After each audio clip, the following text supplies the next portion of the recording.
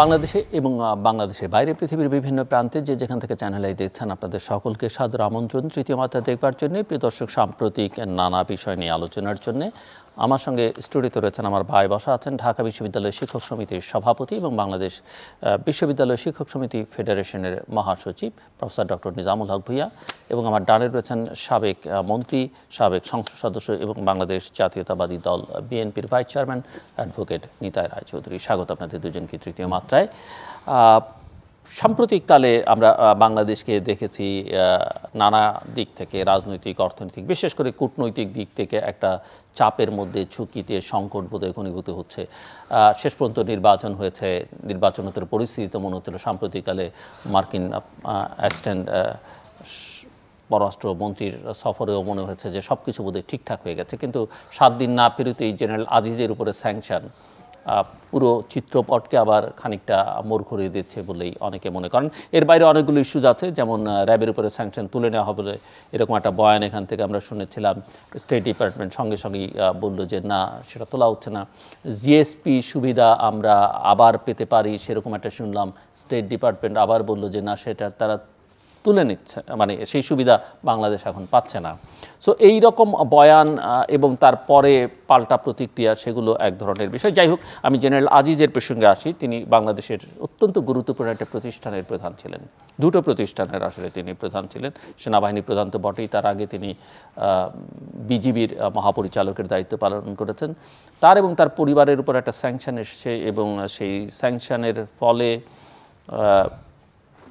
তার যা হবে হবে, কিন্তু বাংলাদেশের ভাবমূর্তি, প্রতিষ্ঠানগুলোর ভাবমূর্তি নিশ্চয়ই প্রশ্নের মুখে। এবং সেখানে অনেকগুলো অভিযোগ তার বিরুদ্ধে, অভিযোগ দুর্নীতির অভিযোগ আছে তিনি স্বজনপ্রীতি করেছেন, ভাইকে কন্ট্রাক্ট দিয়েছেন, নিজের স্বার্থে সরকারি নিয়োগের বিনিময়ে ঘুষ নিয়েছেন, অভিযোগ আছে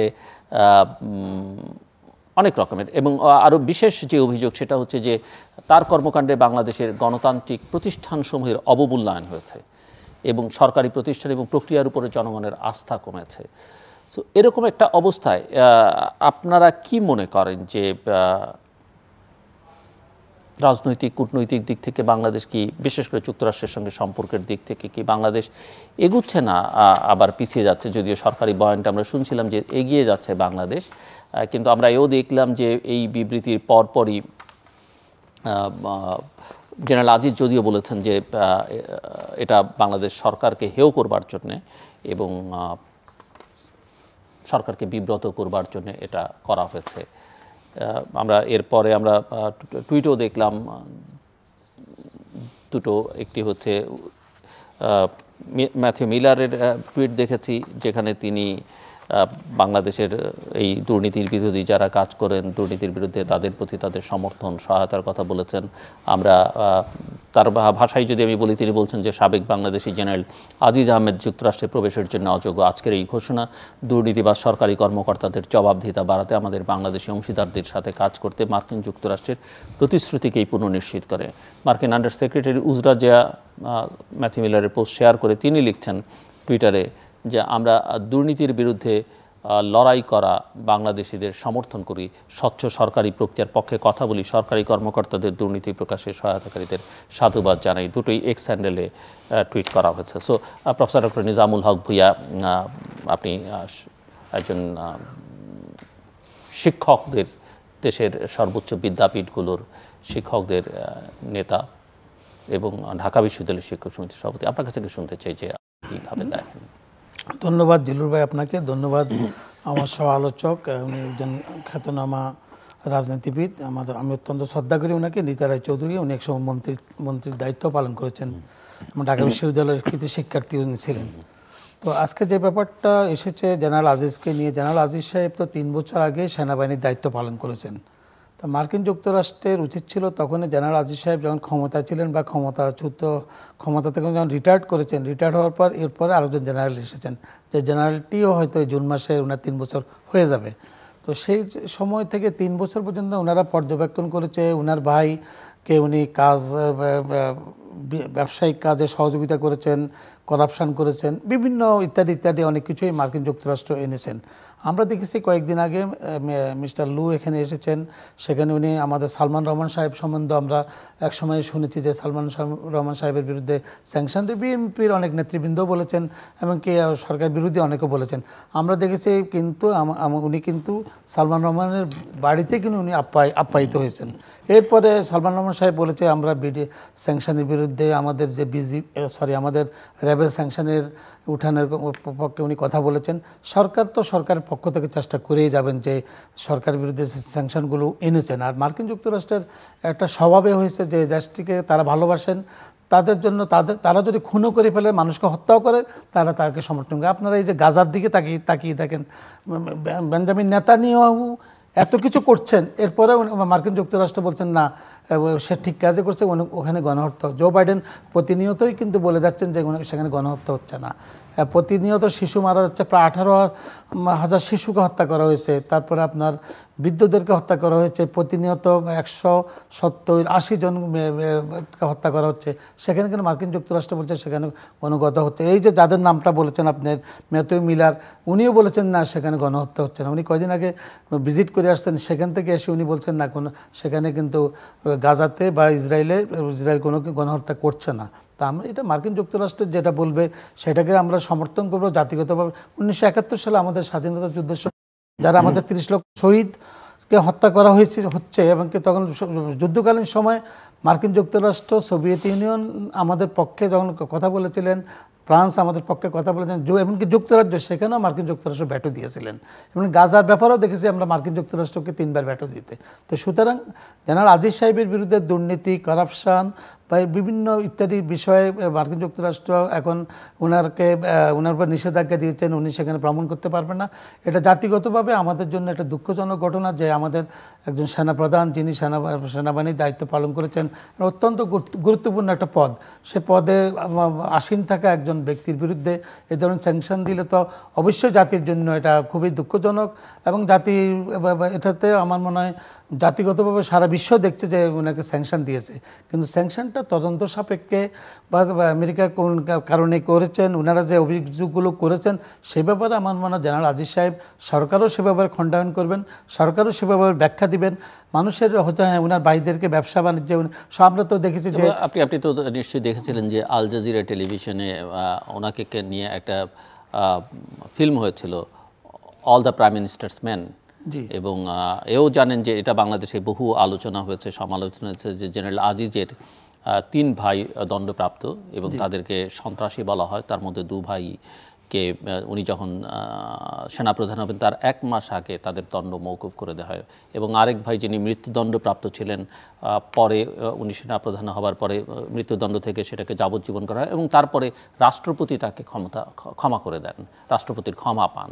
তো এগুলো তো অনেকে মনে করেন যে ক্ষমতার অপব্যবহার বা ক্ষমতার নানা বলয়ের মধ্যে যে একটা নেক্সাস তৈরি হয়েছে, আর সেটার একটা বহিঃপ্রকাশ। না, ওনার ভাইরা অপরাধী হতে পারে এবং অপরাধের জন্য দণ্ডপ্রাপ্ত হতে পারে।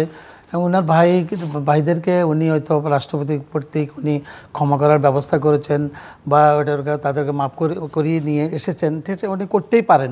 ওনার ভাই যেহেতু উনি ক্ষমতা ছিল, ক্ষমতার হয়তো সুযোগটা বাইরে কাজে লাগানোর চেষ্টা করেছেন। আমরা দেখেছি যে আপনারা যে মার্কিন যুক্তরাষ্ট্র স্যাংশনটা দিয়েছে, সে মার্কিন যুক্তরাষ্ট্র সুদানকে একসময় তারা সন্ত্রাসী রাষ্ট্র বলতো। যখন ইসরায়েলকে তারা স্বীকৃতি দিল এই ট্রাম্পের শেষ সময়, তখন বললো সুদানের বিরুদ্ধে তাদের কোনো অভিযোগ নাই, সুদান একটা ভালো রাষ্ট্র। কিন্তু আমরা যদি আলোচনাটাকে এইভাবে করি প্রফেসর নিজামুল হক ভূঁইয়া, যে মার্কিন যুক্তরাষ্ট্র 101টা খারাপ কাজ পৃথিবীতে করে, আমার এখানে যে কাজটা করছে সেটা খারাপ না ভালো, বা আমি যেটা আমার জন্য সেটা কল্যাণকর কি অকল্যাণকর, সেই আলোচনাটাও তো আমরা একভাবে আলোচনা করে দেখতে পারি।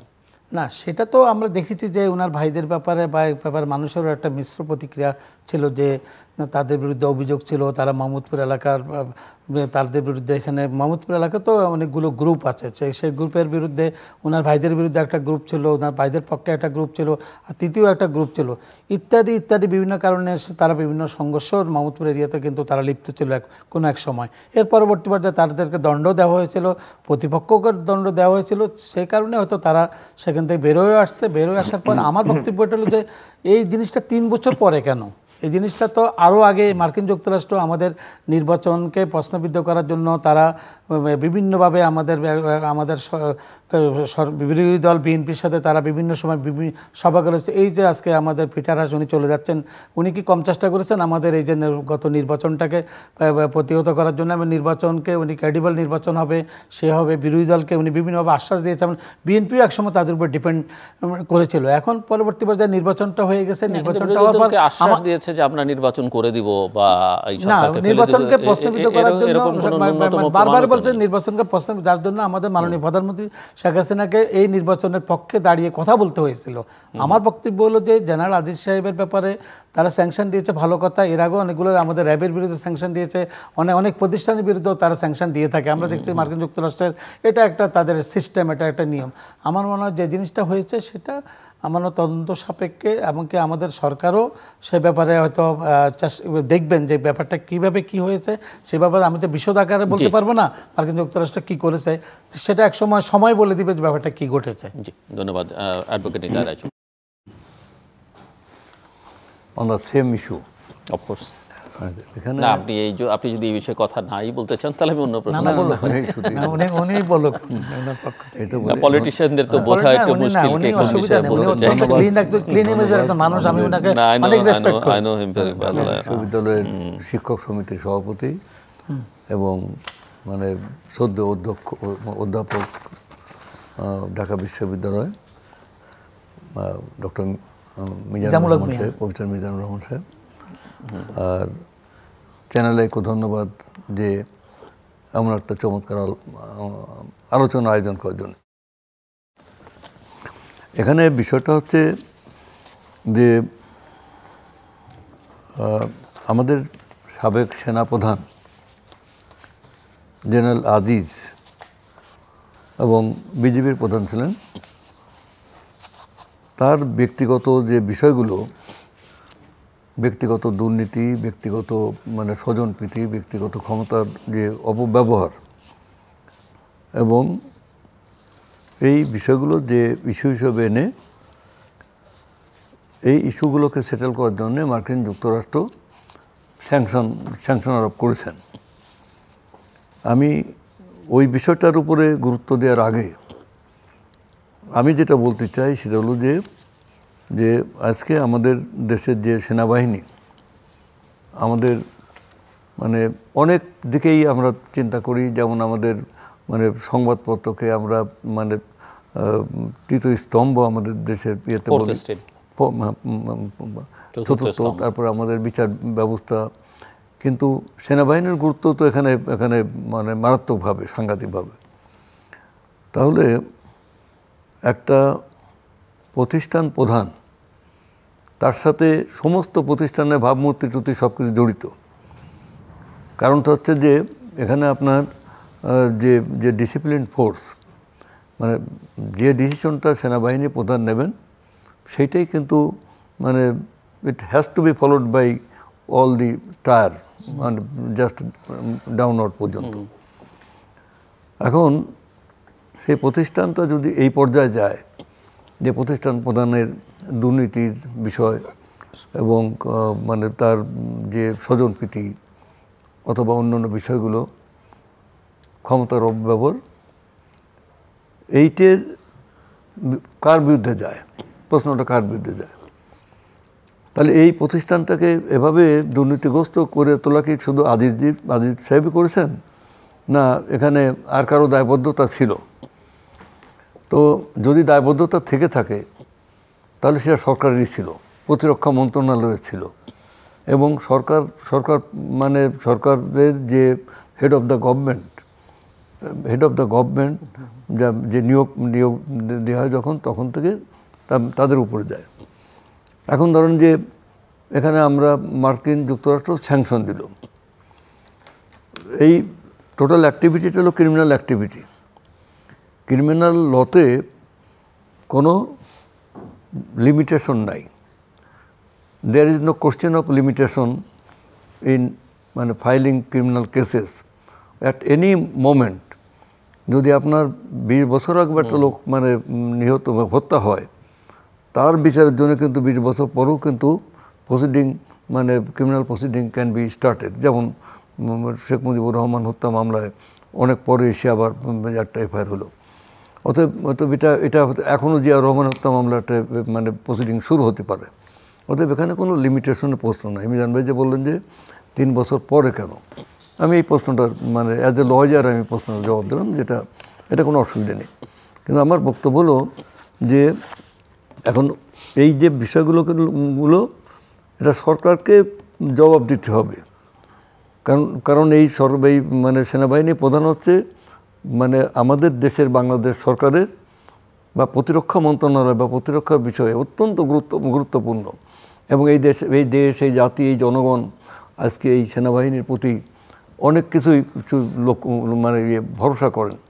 এবং আমাদের এই দেশ থেকে এক একজন সেনা অফিসারকে তৈরি করতে যে পরিমাণ মানে তার যে খরচ হয় এবং সেনাবাহিনীকে করতে তাদেরকে মানে লালন পালন করতে, সেটা এই দেশের জনগণের কাছ থেকে আসে। কারণ এটা পিপলস রিপাবলিক, এটা জনগণের কাছ থেকে এই টাকাটা আসে।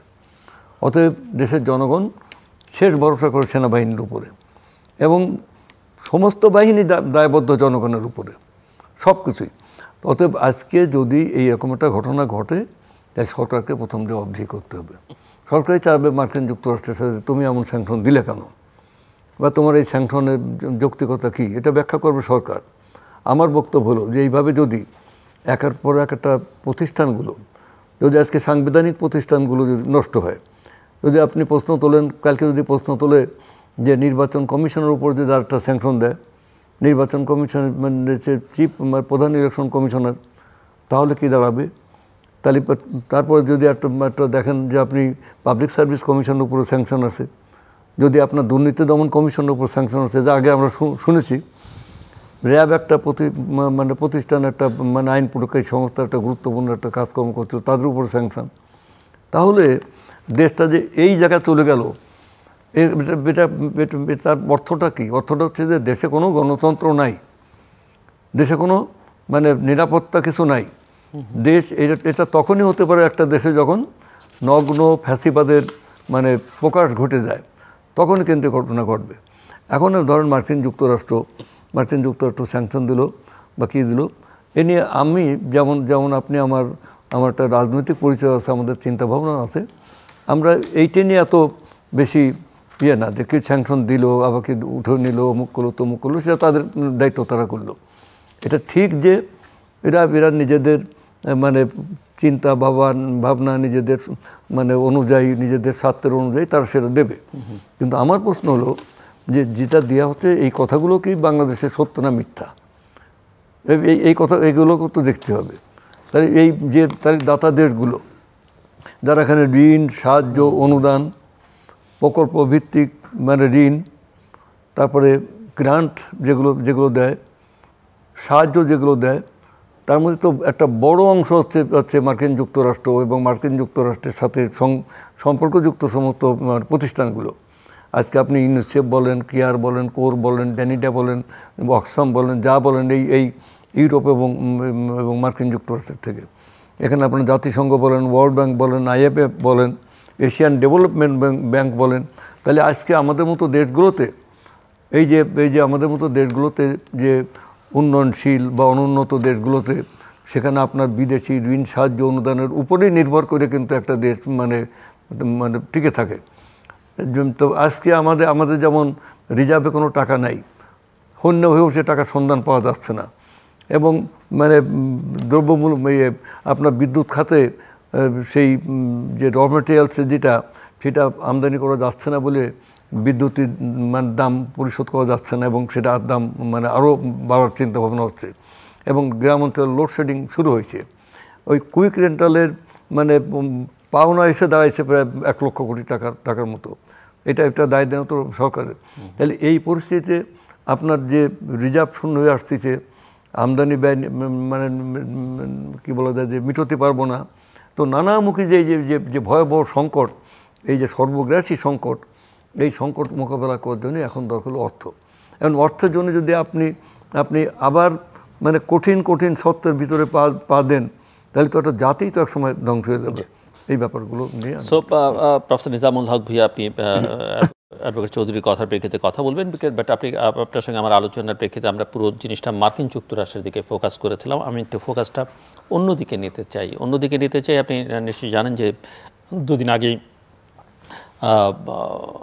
ঢাকায় এসেছিলেন অস্ট্রেলিয়ার ফরেন মিনিস্টার এবং মিস্টার ওং, এবং তিনি আসার আগেই ঢাকায় পা রাখবার আগেই পেনিয়ং পা রাখবার আগেই অস্ট্রেলিয়ান একজন সিনেটর, বাংলাদেশে অত্যন্ত পরিচিত তিনি, কারণ এর আগেও তিনি ইলেকশন নিয়ে প্রচুর কথাবার্তা বলেছেন, ডেভিড শুব্রিজ, তিনি এটা এক্স হ্যান্ডেলে টুইট করেছেন, যেখানে তিনি লিখছেন যে পররাষ্ট্রমন্ত্রী ওং যেহেতু বাংলাদেশে যাচ্ছেন, তাই আমি তাকে রোহিঙ্গা শরণার্থীদের জন্য ক্রিটিক্যাল সাপোর্ট দেওয়ার জন্য এবং আমি বাংলা করে পড়ছি আর কি, ভয়ঙ্করভাবে পরিচালিত জানুয়ারির নির্বাচন বিষয়ে তার সহপক্ষদের সম্পৃক্ত করবার জন্য অনুরোধ করছি, যা কিনা আমি গত ফেব্রুয়ারিতে উত্থাপন করেছিলাম। উনি নির্বাচনের পরে লিখেছিলেন এবং উনি পার্লামেন্টেও এই বিষয়ে বক্তৃতা করেছেন, অস্ট্রেলিয়ার পার্লামেন্টে, যে বাংলাদেশের নির্বাচন অবাধ নয়, এটি সুষ্ঠু নির্বাচনে নয়, যে নির্বাচন সুষ্ঠু নয় সেই নির্বাচনের মিথ্যা ফলাফল যাই হোক না কেন তাকে বিশ্বের স্বীকৃতি দেওয়া উচিত নয়। যেদিন জেনারেল আজিজের উপরে স্যাংশন এসছে সেদিন আর্টিকেল 19 তাদের গ্লোবাল এক্সপ্রেশন রিপোর্ট প্রকাশ করেছে, এবং এই গ্লোবাল এক্সপ্রেশন রিপোর্টের 5টা ক্যাটাগরি, সবচেয়ে নিচের ক্যাটাগরিটা হচ্ছে ক্রাইসিস, এবং এই ক্রাইসিস ক্যাটাগরিতে যারা তাদের নাম্বার হচ্ছে 100-তে 0 থেকে 19-এর মধ্যে, বাংলাদেশ এখন সেই ক্যাটাগরিতে। তার 4-5 দিন আগে Austrian centre for country of origin and research documentation তারা একটা রিপোর্ট প্রকাশ করেছে, সেখানে প্রতি পদে পদে পদে বাংলাদেশের যে খারাপ অবস্থা সেটা তারা তুলে ধরেছে। আপনি জানেন যে কয়েকদিন আগে যুক্তরাজ্যের একজন মন্ত্রী ঘুরে গেছেন, তিনিও ওই মানবাধিকার গণতন্ত্র নিয়ে কথাবার্তা বলেছেন। যারা বাংলাদেশে মার্কিন যুক্তরাষ্ট্রের নির্বাচন পূর্ব ভূমিকাকে খানিকটা ক্রিটিক করেছেন মার্কিনীদের মধ্যে, এবং যারা নির্বাচনের পরেও মনে করেছেন যে এই নির্বাচন এখন মার্কিন যুক্তরাষ্ট্র ঠিকঠাক হয়ে গেছে, এগুলো নিয়ে আর কথা বলবে না, তার এখন ফোকাস ভিন্ন, সে এখন ট্রেড, ইকোনমি, কেউ কেউ বলেন বোয়িং বেচবে, এটা করবে, তাদের একজন মাইকেল কুগেলমান, যিনি ব্যক্তিগতভাবে আমার বন্ধু, তিনিও এক্স হ্যান্ডেলে এই স্যাংশনের স্টেটমেন্ট শেয়ার করেছেন, এবং সেখানে লিখতে গিয়ে তিনি লিখছেন যে post Bangladesh election we have seen the administrations public rhetoric on Bangladesh focus on a wider variety of issues like trade and climate trade beyond rights. তারপরে তিনি যেটা লিখছেন যেটা খুবই unusual from him, যে but clearly the rights and democracy promotion components of US policy has not disappeared, including the stick element. So অনেকেই মনে করেন যে মার্কিন যুক্তরাষ্ট্র আসলে একটা ক্যারট অ্যান্ড স্টিক পলিসির মধ্যে আছে বাংলাদেশকে ঘিরে, এবং তার সঙ্গে তার অন্য মিত্র যারা আছে তারাও আছে। আমি আপনার সাথে এখানে একমত পোষণ করছি যে মার্কিন যুক্তরাষ্ট্রকে ফলো করে ইউরোপের কয়েকটা দেশ এবং অস্ট্রেলিয়াও তাদের একটা অংশ, অস্ট্রেলিয়া, কানাডা এবং নিউজিল্যান্ড এরা একই সুরেই কথা বলে, এবং তাদেরকে বলা হয় 5 আইস, 5টা দেশকে অস্ট্রেলিয়া, কানাডা, নিউজিল্যান্ড, ওরা একই সুরেই কথা বলে। তো অবাধ নির্বাচনের কথা আপনি বলেছেন, আমাদের যে এবার যে নির্বাচনটা হলো, আমাদের অ্যাডভোকেট নীতা রায় চৌধুরী ওনারা আছেন, বিএনপি সেই নির্বাচনটিতে আসে নাই, এমনকি সে নির্বাচনটা না আসাতে আমাদের স্বতন্ত্র আওয়ামী লীগের প্রার্থী, তারপরে আমাদের 29টা দল সেই নির্বাচনে অংশগ্রহণ করেছে, জাতীয় পার্টি সেই নির্বাচনে অংশগ্রহণ করেছে, সেই নির্বাচনে 41% বা 42% লোক ভোট দিয়েছে। তো যদি বিএনপি সেই নির্বাচনটাতে আসতো, বিএনপি যে ভুলটা করেছে 14 সালে, যদি বিএনপি নির্বাচনটাকে চ্যালেঞ্জ হিসেবে নিয়েছে, সবসময় আওয়ামী লীগ কিন্তু নির্বাচনটাকে চ্যালেঞ্জ হিসেবেই নেয়। 70 সালের নির্বাচনে আপনি দেখেন মাওলানা ভাসানীর মতো একজন এত বড় একটা আন্তর্জাতিক নেতা, রাজনৈতিক নেতা, উনি বলেছেন ভোটের বাক্সে লাথি মারো, বাংলাদেশ স্বাধীন করো। কিন্তু বঙ্গবন্ধু কিন্তু সেই নির্বাচনে গেছে। অন্য ন্যারেটিভ আছে যে অনেকে বলেন যে মাওলানা ভাসানী ওই নির্বাচন থেকে সরে দাঁড়িয়েছিলেন প্র্যাকটিক্যালি আওয়ামী লীগকে বা বঙ্গবন্ধু শেখ মুজিবুর রহমানকে সুবিধা করে দেওয়ার জন্য, যেন ভোট ভাগ না হয়। না, সেটাও হলে হতে পারে, সেই ব্যাপারটা আমি জানি না, কিন্তু ব্যাপারটা অর্জন করার নামে আসলে এরপর আপনি দেখেন বঙ্গবন্ধু হত্যার পরে মুজিবুর রহমান 75 সালে, হ্যাঁ সেটা একটা প্রেক্ষাপট আপনি বললেন। হ্যাঁ, 75 সালে বঙ্গবন্ধু হত্যার পর যখন জিয়াউর রহমান সাহেব, মোস্তাকের পর জিয়াউর রহমান সাহেব ক্ষমতা এসে হানা ভোট দিয়ে যখন পার্লামেন্ট ইলেকশনটা দিল 79-এ, আওয়ামী লীগ কিন্তু নির্বাচনটাকে চ্যালেঞ্জ হিসেবে নিল। যদিও আওয়ামী লীগের দুটো অংশ, আওয়ামী লীগ মালেক, আওয়ামী লীগ মিজান, তো সেখানের মধ্যেও কিন্তু আওয়ামী লীগ প্রায় 39টি সিট পেয়েছে, মিজান পেয়েছে 2টি সিট। এরপরে দেখেন আওয়ামী লীগ কিন্তু 86 নির্বাচনেও কিন্তু জননেত্রী শেখ হাসিনা ক্ষমতায় এসে 81 সালে 17ই মে উনি দেশে আসলেন। দেশে আসার পরে দিয়ে আওয়ামী লীগের হাল ধরলেন এবং 86 সালের নির্বাচনেও কিন্তু আওয়ামী লীগ বিরোধী দলের ভূমিকা পালন করেছেন। যদিও 88 সালের এরশাদের সেই নির্বাচনে আওয়ামী লীগ যায় নাই, কারণ এরশাদের সেই সময় অবস্থাটা এমন অবস্থা ছিল, আসাম আব্দুল রউফকে নিয়ে উনি বিরোধী দল করেছেন, উনি আপনার ওই ফারুক রশিদ এদেরকে এনেছেন।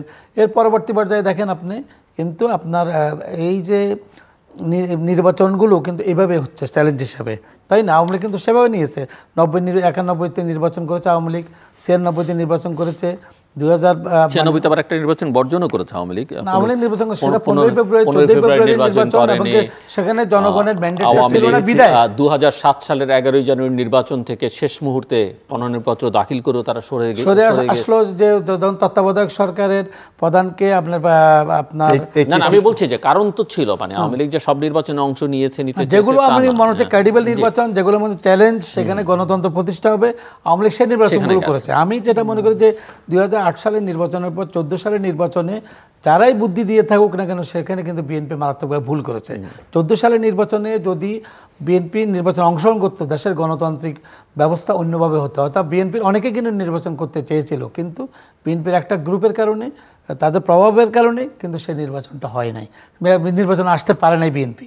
সেই নির্বাচনটা হলে ধারাবাহিকভাবে কিন্তু যখন একটা দল নির্বাচন করে তার জনসমর্থন নিয়ে এগিয়ে যায়, তখন কিন্তু তার পেছনে লোকজন থাকে। আজকে দেখেন 18 সালের নির্বাচনে বিএনপি অংশগ্রহণ করলো, তখন কিন্তু 3-4জনকে বিভিন্ন জায়গায় নমিনেশন দিয়েছে। তারপরে গিয়ে দুপুর 12টার সময় প্রাইমারি নমিনেশন তো একজনই সাবমিট না 3-4জনকে বলছে তোমরা সাবমিট প্রাইমারি অনেকের দেখা যাচ্ছে তখন কিন্তু তাদের কর্মীরা কিন্তু বিভক্ত হয়ে গেল, দুইজনকে তো নমিনেশন বিভক্ত, তারা সংগঠিতভাবে নির্বাচনটা করতে পারে নাই। এরপরও কিন্তু 18 সালের নির্বাচনে মির্জা ফখরুল সাহেব দুপুর 12টার সময় বললো কি যে নির্বাচন সুষ্ঠু অবাধভাবে হচ্ছে। পরবর্তী পর্যায়ে বলা হচ্ছে যে এই নির্বাচন প্রশ্নবিদ্ধ, এই সেই আর তত্ত্বাবধায়কের দুয়ারটা উঠে আপনারা দেখেন পৃথিবীতে পাকিস্তান ছাড়া কোনো তত্ত্বাবধায়কের নেই। এমনকি পাকিস্তান নির্বাচনও কিন্তু বাংলাদেশ থেকে ধার করে না, বা তত্ত্বাবধায়কটাও যদিও আপনার প্রশ্নবিদ্ধ হলো। এবার ইমরান খান বললো, তো ইমরান খানের মতো লোকও দেখেন জেলে থেকে কিন্তু তার দলের লোকদেরকে কিন্তু নির্বাচন দাঁড় করিয়েছে। এমনকি কীভাবে 100-র মতো সিট পেয়ে একটা শক্তিশালী অবস্থা। আপনি কি মনে করেন তত্ত্বাবধায়ক ব্যবস্থা না থাকলে এটা সম্ভব ছিল ইমরান খানের দলের জন্য? না, তত্ত্বাবধায়ক প্রশ্নবিদ্ধ হয়ে কিন্তু তারা প্রভাবিত করেছিল। সেখানে তত্ত্বাবধায়ক নিয়ে ইমরান খান কথা বলেছিলেন, তত্ত্বাবধায়ক নিয়ে ইমরান খানও কথা বলেছেন। তো সুতরাং আমি যেটা মনে করি, এই যে উপজেলা নির্বাচনটা হচ্ছে, উপজেলা নির্বাচনে বিএনপির 10 জন কিন্তু জয়লাভ করেছে, তাদের জনবৃত্তি আছে, তাদের জনপ্রিয়তা আছে, কিন্তু আমরা দেখছি বিএনপির যে লোকগুলো নির্বাচনে অংশগ্রহণ করছে তাদেরকে বহিষ্কার করছে। আর স্থানীয় সরকার নির্বাচন, সেখানে আপনার যে লোকগুলো বা খুবই পপুলার, এই পাড়া ওই পাড়া, খালের এই পাড় ওই পাড় নিয়ে তো নির্বাচনটা, এমনকি এটাকে আত্মীয় স্বজন সব কিছু মিলিয়ে এটাকেও কিন্তু আমরা এমন পর্যায়ে নিয়ে গিয়েছি যে বিএনপি সেখানেও কিন্তু এই নির্বাচনটাকে চ্যালেঞ্জ হিসাবে নেয় নাই। তো এটা করতে করতে করতে বিএনপি একসময় তো হারিয়ে যাবে। একসময় এই যে ওনাদের মতো মানে সিনিয়র নেতারা আছেন, যাদের এত কন্ট্রিবিউশন, যারা এত ক্লিন ইমেজ নেই, ওনাদের মতো অনেক ক্লিন ইমেজওয়ালা লোক আমরা বিএনপিতে দেখেছি, যে যাদের মানুষ ভালো মানুষ হিসেবে জানে, কিন্তু ওনারাও এগিয়ে আসতে পারতেছে না দলের কিছু নেতৃত্বের ভুলের কারণে। সো পথিক তুমি কি পথ হারাইয়াছো? বিএনপি কি পথ হারাইয়াছে?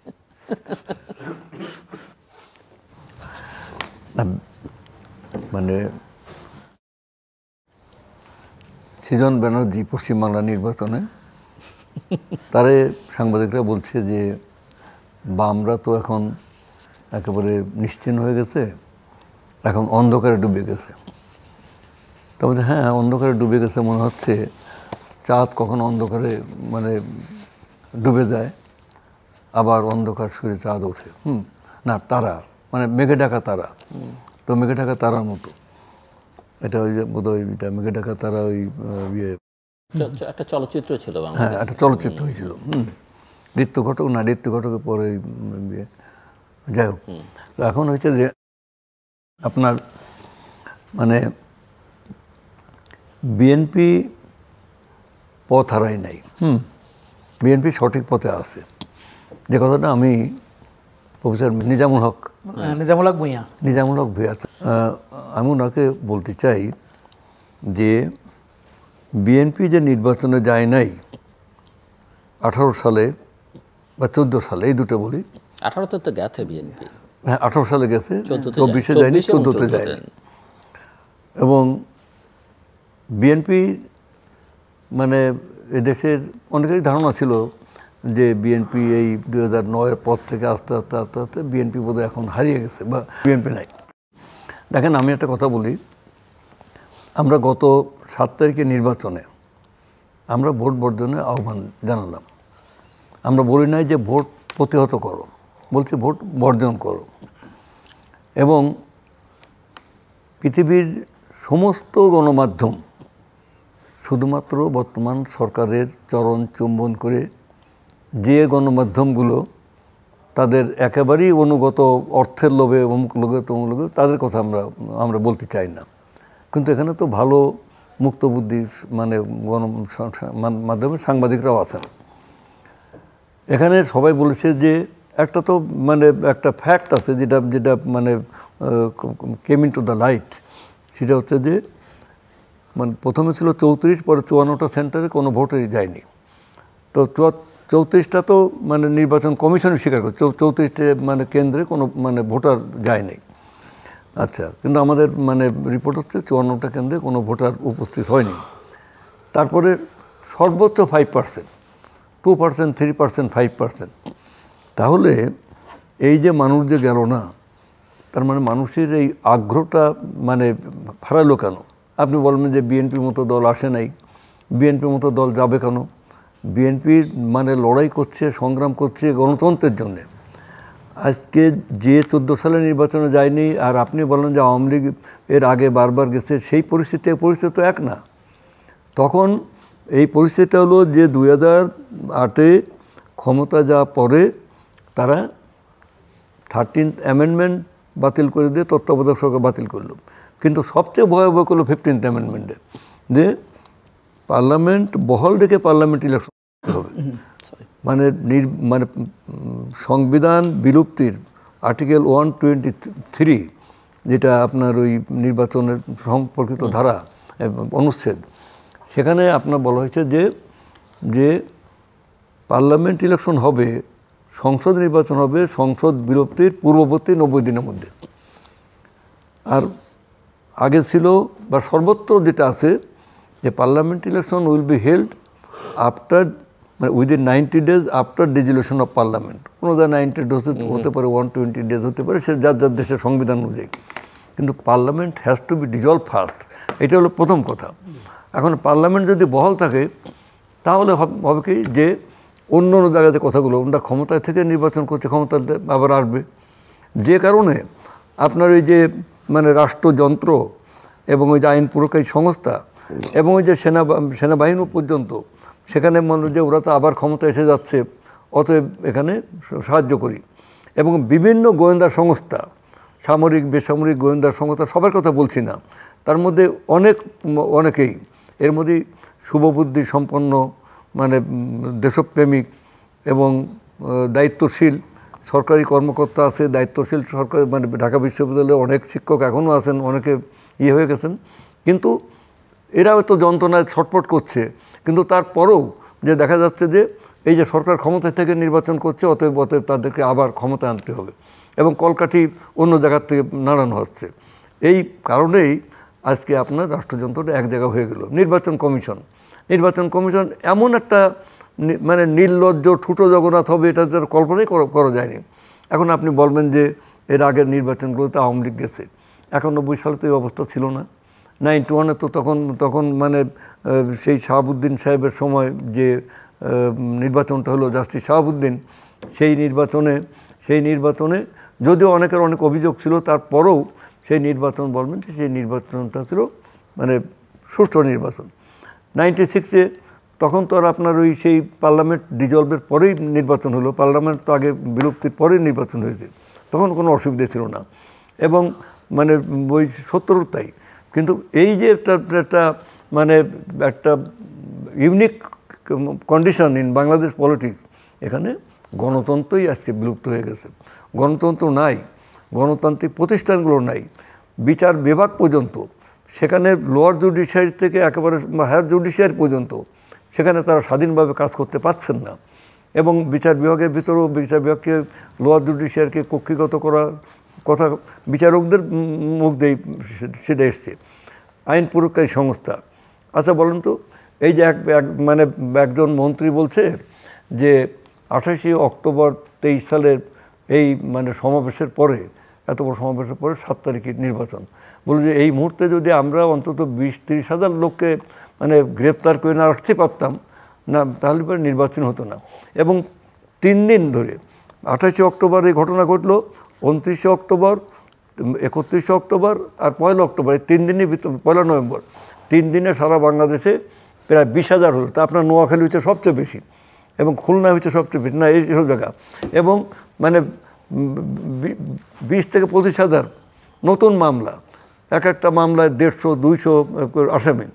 তাহলে আপনি চিন্তা করেন যে লক্ষ লক্ষ মানুষ পালিয়ে বেড়াচ্ছে একটা রাজনৈতিক দলের, এবং এখানে গুম করে নিয়ে যাওয়া হয়েছে, খুন করা হয়েছে, হত্যা করা হয়েছে, মিটিং করতে দেওয়া হয়নি, মিছিল করতে দেওয়া হয়নি। তো এই কি মানবাধিকার, এই কি গণতন্ত্র? এই জন্যে কি আমরা লড়াই করেছি, সংগ্রাম করেছি, স্বাধীনতার যুদ্ধ করেছি? তো তার জন্যে আপনার ওই পাতানো নির্বাচনে যাবো কেন আমরা? তার মানে যে জনগণ তো আমাদের সাথে আছে। ওই নির্বাচনে নেওয়ার জন্য এমন কোনো টুলস নাই যে সরকার ব্যবহার করেনি।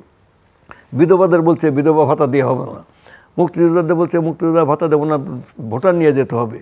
আনসার বিডিপি বলছে তোমাদের ভাতা দেবো না, ভোটার নিয়ে যেতে হবে। ইউনোকে, ওসিকে, ডিসি, এসপি, এবং তারা একটা অনুগত সেই ইসের মতো তারা মানে আপ্রাণ চেষ্টা করেছে, কিন্তু জনগণ বিদ্রোহ করেছে, তৃণমূলে জাগরণ হয়েছে। আমি ঢাকা শহরে দেখেছি রিক্সাওয়ালারা রিক্সা চালা যাচ্ছে লাইন ধরে, যে ভোট বর্জন। তারা তো তারা কোনো কষ্ট মনে করে না, তারা করেছে। তাহলে আজকে এই নির্বাচনে আপনার আজকে যে আন্তর্জাতিক অবস্থায় তারা যে বলছে, এবং আন্তর্জাতিক পরিস্থিতিকে বাদ দিয়ে তো আপনি চলতে পারবেন না। পৃথিবীর যে বর্তমান যে পরিস্থিতি গ্লোবাল ইকোনমিতে বা গ্লোবাল যে মানে আপনার আন্তর্জাতিক যে সম্পর্কতে, সেখানে আপনার প্রত্যেকটা দেশ প্রত্যেকটার উপরে ডিপেন্ডেন্ট, অস্বীকার করা যায়। আমি অ্যাডভোকেট নিতা রায় চৌধুরী, আপনাকে দুইটা জায়গায় আমি একটু কথা বলতে চাই। একটা হলো যে আপনি যেটা বলছেন, একজন মন্ত্রী বলেছেন যে 20-25 হাজার লোকের যদি আটকে না রাখা যেত তাহলে আমরা এই নির্বাচনটা করতে পারতাম না, অথবা এদেরকে ছেড়ে দিলে, মানে এটার এই আলোকে বলেন এটা নাকি আমরা যেটা শুনেছি এটাকে নাকি অপব্যাখ্যা করে দেওয়া হয়েছে।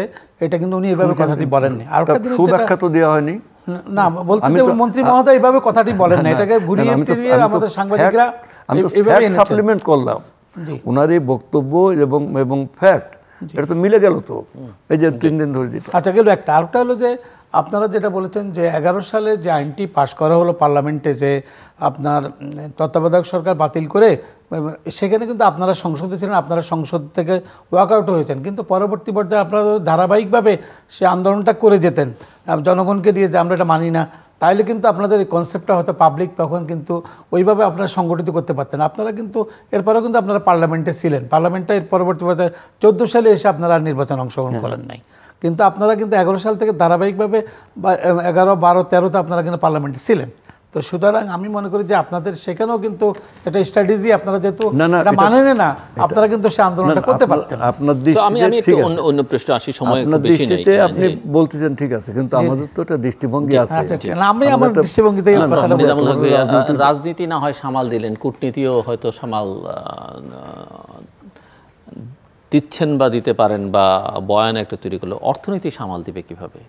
অর্থনৈতিকভাবে আপনারা দেখেছেন কিছুদিন আগে, গত বছর আপনি শ্রীলঙ্কার অবস্থা দেখেন নাই? অর্থনৈতিকভাবে তারা কিন্তু খুবই খারাপ অবস্থার মধ্যে পড়ে গিয়েছিলেন, কিন্তু তারা অর্থনৈতিকভাবে কিন্তু ঘুরিয়ে এসে কিন্তু আমাদের যে ঋণটা ছিল সেই ঋণটাও আপনি নিশ্চয়ই জানেন, অর্থনীতিতে মানে তাদেরকে আবার রেস্কিউ করেছে, সেটাও তো নিশ্চয়ই আপনি জানেন। না, সেটা করেছে। এখন আমাদেরও সরকার চেষ্টা করছে অর্থনৈতিকভাবে। আমরা দীর্ঘদিন থেকে শুনে আসতেছি যে ব্যাংকের অবস্থা খারাপ, এই খারাপ, সেই খারাপ। এটা যতটুকু খারাপ, এর থেকে বেশি কিন্তু প্রপাগান্ডাটা অনেক বেশি হচ্ছে।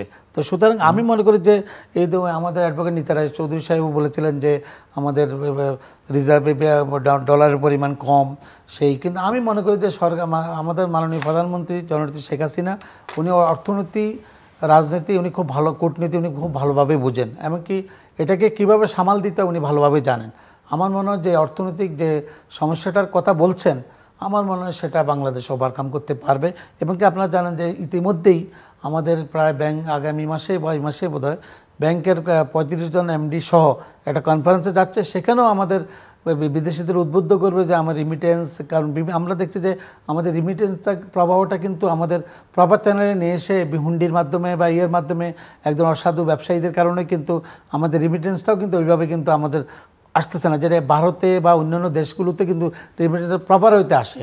আমাদের সেখানেও কিন্তু আমাদের আন্তরিকভাবে দেশকে ভালোবাসলে আমাদের সবাইকে কিন্তু সেভাবে এগিয়ে আসতে হবে। আপনার সাময়িক হয়তো 1 টাকা লস হলো, 8 আনা লস হলো, কিন্তু আপনি যদি ব্যাংকের চ্যানেলের মাধ্যমে আমরা টাকাগুলো পাঠান, এই যে আমাদের বিদেশে আমাদের 1 কোটি 20 লক্ষ লোক আমাদের বাইরে মিডল ইস্ট থেকে শুরু করে ইউরোপ আমেরিকাতে প্রত্যেকের আত্মীয় স্বজন প্রত্যেকেই দেশে আছে, এমনকি যারা পার্মানেন্টলি ওখানেও থাকে, তাদের হয় বাবা থাকতেছে, ন ভাই থাকতেছে, ন বোন থাকতেছে, নইলে তার বাগনা থাকতেছে।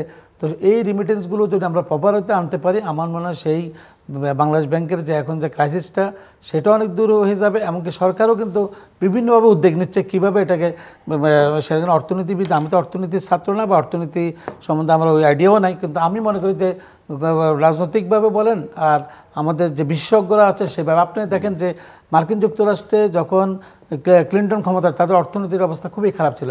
উনি 8 জন শিক্ষাবিদ যারা অর্থনীতির শিক্ষক এমনকি তার প্রশাসনের 2 জনকে নিয়ে 6 মাস সময় দিয়েছে যে অর্থনীতিকে কীভাবে রিকভার করা যায় এবং অর্থনীতির উন্নয়নটা কীভাবে করা যায়, কিন্তু আমেরিকা কিন্তু সেটাকে রিকভার করে নিয়ে এসেছে।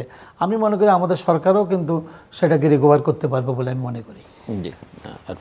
উনি বলছেন যে এই যে রেমিটেন্সটা প্রপার চ্যানেলে আসছে না, ব্যাংকে না এসে হুন্ডিতে আসছে, এবং আরও অন্য কিছু কিছু জায়গায় সবাই আমাদেরকে যারা দেশকে ভালোবেসে আমাদের প্রপার চ্যানেলে সবাই ভালোবাসুক, আমরা শুধু দুর্নীতি করব, আমাদের ক্ষমতা আছে, এটা তো হবে না। দুর্নীতি কিছু লোক হয়তো করছে, সব সময় ছিল না, না দুর্নীতি আগেও ছিল, না, না এটা কোনো যুক্তি। আমেরিকা তো দুর্নীতি হচ্ছে, যে আমেরিকা এত বড় বড় কথা বলে আগে কি ছিল আর এখন কি, এটাতে তুলনামূলক আলোচনা করে লাভ নাই। কোন দেশের পৃথিবীর যে তার সেন্ট্রাল ব্যাংক থেকে, বাংলাদেশ ব্যাংক থেকে আপনার মানে সেই রিজার্ভের টাকা চুরি করে নিয়ে চলে গেছে, আবার রিসেন্টলিও নাকি সেটা হয়েছে। কোন দেশে আজকে মন্ত্রী বলছেন যে সাংবাদিকরা ওখানে গেল কোথায়, কোন দেশে ঢুকতে দেয়, কোন দেশে চুরি হয়, যে মানে সেখানে চুরি হয় না বলেই তো ঢোকার প্রশ্ন নাই সেন্ট্রাল ব্যাংকে। এখানে আপনি চুরি করবেন, দরজা দিয়ে রাখবেন, এবং তার মানে কোনো লোকচক্ষুর অন্তরালে সেখানে সাংবাদিকরা যেতে পারবে না, এটাও তো যুক্তি না। আমার বক্তব্য হলো যে এই যে কুইক রেন্টালের, এখন এটা তো আরেকটা দিন লাগে, আরেকটা সাবজেক্ট নিয়ে তো বেশি আলোচনা করা লাগে। এই যে কুইক রেন্টালে যে ক্যাপাসিটি চার্জ, নিশ্চয় আপনি এই বিষয়টা তো আপনি জানেনই, ক্যাপাসিটি চার্জ, অর্থাৎ আমার ক্যাপাসিটি আছে, আমি 25 মেগাওয়াট উৎপাদন করতে পারবো, কিন্তু মানে আমার সক্ষমতা, কিন্তু গভর্নমেন্ট সেখানে লাগছে তা 15 মেগাওয়াট নিচ্ছে। আর 10 মেগাওয়াট কী হবে, যেহেতু আমার ক্যাপাসিটি আমি এইভাবেই করছি, আমাকে বলে তোমার উৎপাদন করার দরকার নেই, তোমাকে চার্জ আমরা বুঝে দেব। এবং এইভাবে ক্যাপাসিটি চার্জ দিয়ে এইভাবে তাদেরকে মানে স্বল্প ঋণে অর্থ সাহায্য দিয়ে, সাবসিডি দিয়ে, জমি দিয়ে বিভিন্নভাবে, এবং এইভাবে বসায় রেখে আজকে 1 লক্ষ কোটি টাকার কাছাকাছি সেই টাকাটা এখন তাদেরকে শোধ করতে হবে। তো এবং তাদের আবারও 5 বছর মেয়াদ বাড়ায় দিচ্ছে, যে এত কিছু করার পরও আরও 5 বছর মেয়াদ বাড়ায় দেওয়া হলো। রূপপুর পারমাণবিক বিদ্যুৎ কেন্দ্র, মানে এই যেখানে ঠিক এমনি ধরনের একটা বিদ্যুৎ কেন্দ্র ভারত হয়েছে 30,000 কোটি টাকা দিয়ে, যে বিদ্যুৎ কেন্দ্র রূপপুর এখন প্রায় 2 লক্ষ কোটি টাকার কাছাকাছি চলে গেছে, এবং সে এখন যে পরিস্থিতি, তার কোনো কিছুই শুরু হয়নি, সে শুরু হতে নাকি আরও 1 বছর সময় লাগবে, 1 বছর লাগবে না 2 বছর লাগবে, তাও ঠিক নাই। তো দেশটা যে এভাবে সর্বক্ষেত্রে ধ্বংস করে দিলেন, আপনি বাংলাদেশের সর্বোচ্চ শিক্ষা প্রতিষ্ঠানের শিক্ষকদের মানে নেতা, অর্থাৎ আপনি শিক্ষক সমিতির সভাপতি, আপনি দেখেন তো কীভাবে শিক্ষাটাকে ধ্বংস করে দেওয়া হচ্ছে। বাংলাদেশে আজকে শিক্ষার যে দুর্নীতি, এবং শিক্ষা দুর্নীতির কারণে সারা দেশে এমপিওভুক্ত করতে গেলে পারে 15 লাখ 20 লাখ টাকা, একটা শিক্ষক নিয়োগ করতে 15 লাখ টাকা, একটা প্রাইমারি স্কুলের শিক্ষক নিয়োগ করতে মানে 15-20 লাখ টাকা, পিওন নিয়োগ করতে 10 লাখ টাকা, and it is open secret. আজকে এইভাবে দুর্নীতিতে সারাটা দেশ আপনার ছেয়ে যাচ্ছে। আজকে আপনার মানে সাংস্কৃতিক, হ্যাঁ, কিছু পপুলার জিনিসটাকে সামনে এনে এইটা ওই মানে কি কোনগুলো, যে আব্দুল কি বলে, যে ওই যে আমাদের আওয়ামী লীগের সেক্রেটারি ওবায়দুল কাদের সাহেব মানে কেমন কথা বলেন, বা ওর সাথে তার কার সম্পর্ক হইলো, ও কয়বার বিয়ে করেছে, অতএব মূল ইস্যুটাকে ধামাচাপা দিয়ে এর জন্য এই বনানীতে একটা বড় বহুতল একটা ভবন আছে, সেখানে এইগুলো এখন শিক্ষা করা হচ্ছে যে এমন এমন ইস্যু বাজারে দেওয়া যে মানুষ এইটাই নিয়েই খুব মানে মাইতে থাকে। এবং ওই যে আইটি মানে এআই আর্টিফিশিয়াল মানে ইন্টেলিজেন্সি এগুলো ব্যবহার করা হচ্ছে আজকে বাংলাদেশের দৃষ্টিটাকে ভূতা করে। আমাদের এই দেশ তো আমরা চাইনি সাহেব, আপনিও চান নাই, আপনিও চান নাই, আপনার সন্তানরাও তো এই দেশ থাকবে, চান নাই। আজকে এই দেশটার পরিবর্তন দরকার। সেই পরিবর্তনের জন্যে ভালো মানুষের দরকার। আজকে যেভাবে ধ্বংস করে ফেলেছেন, 18 সালের নির্বাচন আপনি বলেন তো, আমরা যাইনি, আপনি বলেছেন আমরা গেছিলাম। 18 সালের নির্বাচনে বিএনপিকে মাত্র 6টা সিট পাওয়ার মতো রাজনৈতিক দল। আপনি আপনার নোয়াখালীর কথা বলেন দেখি, নোয়াখালীর যতগুলো সিট আছে। এটা জটিল প্রশ্ন। সময় আমি একটা কথা বলবো, সেটা ঋণের অর্থনীতির কথা আপনি বলছেন, ঋণের যে ঋণ পরিশোধের কথা বলছেন। বাংলাদেশের স্বাধীনতার পর থেকে অদ্যাবধি বাংলাদেশে যে সরকার ছিল, স্বৈরাচার সরকার বলেন, গণতান্ত্রিক সরকার বলেন, আমাদের কিন্তু এখন তো গণতান্ত্রিক সরকার কারা? হ্যাঁ, গণতন্ত্র গণতান্ত্রিক সরকার বঙ্গবন্ধু 3.5 বছর ছিলেন, তারপরে তোমারগঞ্জে সামরিকতন্ত্র জিয়া এবং এরশাদের সরকার ছিলেন।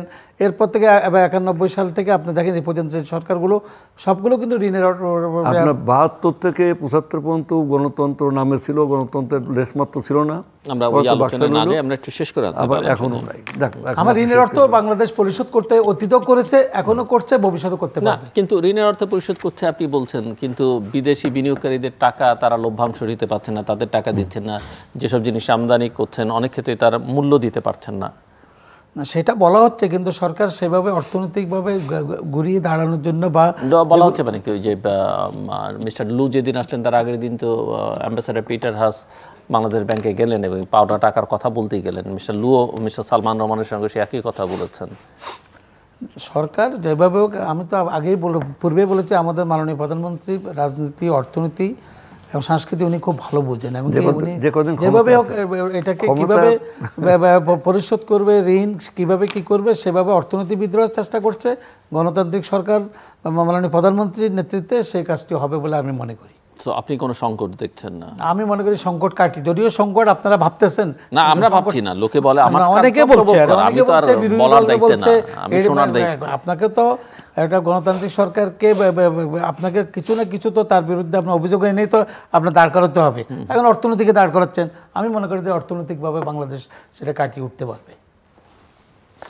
দর্শক, অনুষ্ঠানের শেষ প্রান্তে আমরা সামাজিক যোগাযোগ মাধ্যম ফেসবুক এবং টুইটারে তৃতীয়মাত্রা লাইভ স্ট্রিম হচ্ছে, আপনারা দেখতে পারেন। টেলিভিশনের পর্দায় দেখতে না পারলে যে কোনো সময় যে কোনো স্থান থেকে ইউটিউবে তৃতীয় মাত্রা চ্যানেলটি সাবস্ক্রাইব করি পর্ব বা পুরোনো পর্বগুলো আপনারা দেখতে পারেন। অ্যাডভোকেট নিতা রায়চৌধুরী এবং প্রফেসর ডক্টর নিজামুল হক ভূঁইয়া, অসংখ্য ধন্যবাদ এই আলোচনা সেবার জন্য। দর্শক, প্রফেসর ডক্টর নিজামুল হক ভূঁইয়া শিক্ষক সমিতির নেতা, শিক্ষকদের নেতা, এবং তিনি মোটামুটিভাবে বলেন যে সংকট যেগুলো আছে সেগুলো অনেকটাই তৈরি করা এক ধরনের বয়ান, কিন্তু সংকট আসলে যতটা দেখানো হচ্ছে ততটা গভীর নয়, এবং এটা বাংলাদেশের প্রধানমন্ত্রীর পক্ষে এই সংকট মোকাবেলা করা সম্ভব।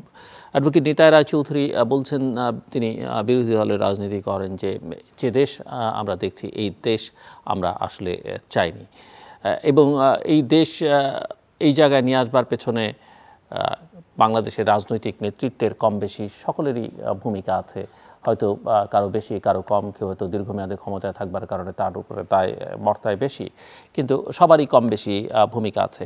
কিন্তু মূল কথা হচ্ছে যে অর্থনীতি, রাজনীতি এবং বহিঃসম্পর্কের দিক থেকে বাংলাদেশ আসলে একটা ত্রিমুখী সংকটে আছে, এবং এই সংকট মোকাবেলার জন্যে অবশ্যই বিবদমান রাজনৈতিক পক্ষগুলোর ভূমিকা লাগবে, জাতীয় ঐকমত্য লাগবে, এবং সেক্ষেত্রে প্রফেসর নিজামুল হক ভূঁইয়া যেটি বলছিলেন যে প্রধানমন্ত্রী সেই সমাধান করতে পারবেন, নিশ্চয়ই তিনি চাইলে সমাধান করতে পারবেন, কিন্তু সবাইকে নিয়ে আসলে সেই সমস্যার সমাধান করতে হবে।